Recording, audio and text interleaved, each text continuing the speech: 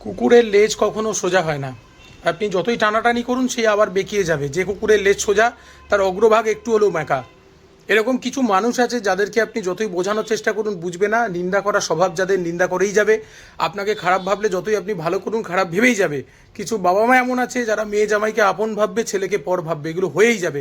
এগুলোকে আপনি কখনো পরিবর্তন করতে পারবেন না। তাহলে নিজেকে পরিবর্তন করতে হবে। এগুলো নিয়ে ভাবলে তো কান্না আসবে, দুঃখ আসবে। তাহলে কুকুরের লেজ নিয়ে অত না ভেবে নিজের জীবনকে নিয়ে ভাবুন, নিজেকে বদলে নিন। কুকুরের লেজ, কিছু মানুষ জীবনে পরিবর্তন হবে না। যে আপনাকে খারাপভাবে খারাপ ভাববে, আপনি তার সামনে হাজার ভালো কাজ করলেও কোনো লাভ নেই।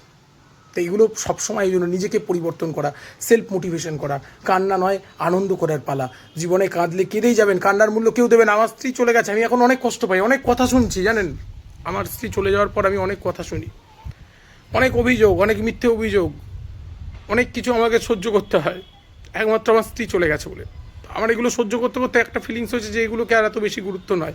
যে যা বলছে বলতে দাও, নিজের জীবন নিয়ে এগোতে থাকো।